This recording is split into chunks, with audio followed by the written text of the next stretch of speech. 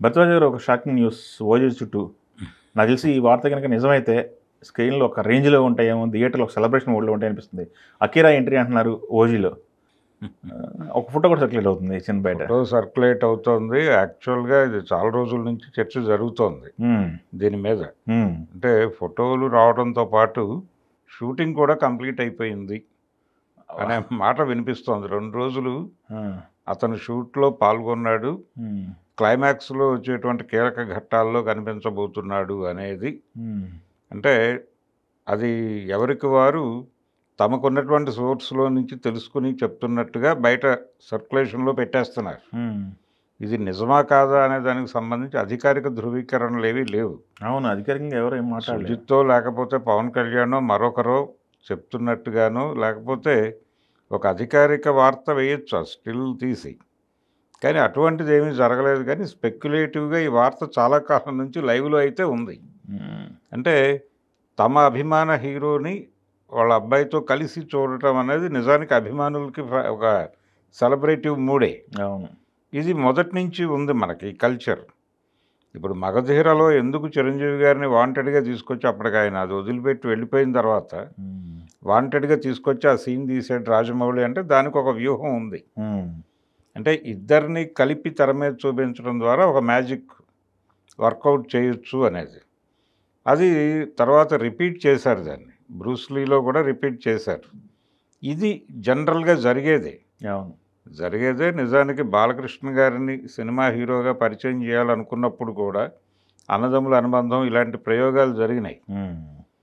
కాబట్టి ఇక్కడ కూడా అలా అది ఒక ట్రెడిషన్గా కొనసాగుతోంది. అలా తన కొడుకుని హీరోగా పరిచయం చేయటం, ఒక్కసారి జనాలకి పరిచయం చేయటం. అది అంటే హీరోగా, సోలో హీరోగా తన తర్వాత సినిమాలు చేస్తాడు. అవును, ముందు ఒక టెస్టింగ్. మహేష్ బాబుకి కూడా అలాంటి టెస్టింగ్ సినిమాలు కొన్ని నడిచినాయి. పడ్డాయి. ముగ్గురు కొడుకులు అవన్నీ కూడా కృష్ణ గారితో చేసిన సినిమాలు. ఆ సినిమాల నుంచి మహేష్ బాబు ఎప్పుడు ఎంట్రీ ఇస్తాడు అని ప్రెజర్ మొదలైంది ఫ్యాన్స్ నుంచి. ఇప్పుడు అలాంటి ప్రెజర్ క్రియేట్ చేయాలి ఈ సినిమా నుంచి అనుకుంటే. అది ఎప్పుడని, ఎంట్రీ ఎప్పుడని చాలామంది వాళ్ళు అక్కడి దాకా ఎందుకు రేణు చేసే గారిని సోషల్ మీడియాలో కూడా అడుగుతా వచ్చేవారు కదా. అవును, అడిగేవారు. నాకు సంబంధం లేదు ఆ విషయం అని చెప్తుంది ఆవిడ ప్రతి సందర్భంలోనూ. కానీ ఫైనల్గా అతను వచ్చేస్తున్నాడు అనే మాట అయితే చాలా సందర్భాల్లో దొర్లింది. వాళ్ళిద్దరూ కలిసి కనిపించిన ప్రతి సందర్భంలోనూ ఈ మాట బయటకు వస్తుంది. అవును, అందుకని ఇది ఒక డిస్కసివ్ పాయింట్గా చాలా రోజుల నుంచి ఉంది. ఏదో దీన్ని షూట్లో పాల్గొన్నాడు, ఆల్రెడీ అయిపోయింది, సినిమా రెడీ అయిపోతుంది, ఎలాగో రిలీజ్ డేట్ వచ్చేసింది. అవును, వచ్చేసింది కాబట్టి ఇప్పుడు సినిమా ప్రమోషన్కి కూడా ఉపయోగపడే వార్త అవుతుంది. అలా అయినప్పుడు ఎందుకు దాన్ని అధికారికంగా ప్రకటించరు అనేది ప్రశ్న. ఉపయోగపడే కంటెంట్ అనుకున్నప్పుడు ఎలాగో పుష్ చేస్తారు. అవును, ఒకవేళ ఈ స్పెక్యులేషనే ప్రచారంలో భాగంగా చేస్తూ ఉన్నారా అనేది కూడా ఒక సందేహం.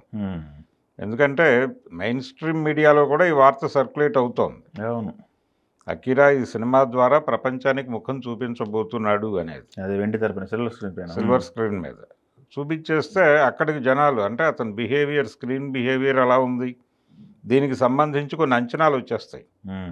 ఆ అంచనాలు వచ్చేసిన తర్వాత ఇప్పుడు మనం సినిమాలో అఖిల్ కనిపిస్తాడు. అలా ఒక చిన్న మ్యాజిక్ యాడ్ అవుతుంది సినిమాకి. అది డెఫినెట్గా సినిమాకి చాలా బిగ్ స్కేల్లో ఉపయోగపడేది.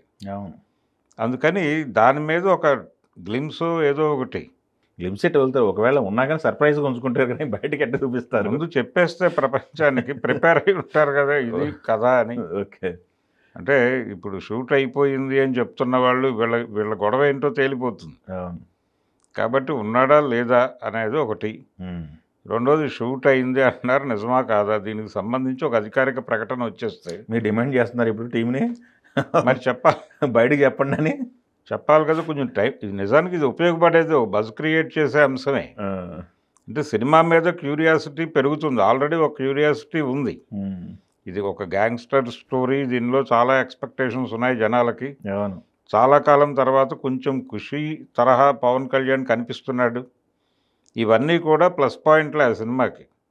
ఇప్పటి వరకు పాజిటివ్గానే నడుస్తోంది ఓజీకి సంబంధించి. ఈ పాజిటివిటీకి ఇంకొంచెం పెరుగుతుంది ఇది కనుక అధికారిక సమాచారం అయితే. అది చెప్పేస్తే పని అయిపోతుంది, జనాలు ప్రిపేర్ అవుతారు. అయ్యా చూడటానికి. సుజిత్ గారు విన్నారా? చెప్పండి, భరద్వాజ్ గారు అడుగుతున్నారు, క్లారిటీ ఇవ్వండి. ఓకే. ఇది మామూలుగా ఇది గాలి వార్త లేకపోతే ఏ వార్త దీనిలో అనేది? అసలు అంటే కొన్ని సందర్భాల్లో కొన్ని స్పెక్యులేషన్స్ వాంటెడ్గా కూడా జరగచ్చు. ఓకే. ఈ మధ్య పబ్లిసిటీకి సంబంధించి కొత్త పుంతలు తొక్కుతున్నారు. అది ఘాటీ ప్రమోషన్ చూసాం మనం. ఉమ్, అంటే ఏదో ఫోన్ టాక్ లాగా ఉమ్, కొన్ని ఆడియోలు బయటకు లీక్ చేయటం ద్వారా దాని మీద ఒక క్యూరియాసిటీ క్రియేట్ చేయటం అనేది ఉమ్, ఒక కొత్త తరహా ప్రచార వ్యూహంలో వెళ్ళారు వాళ్ళు.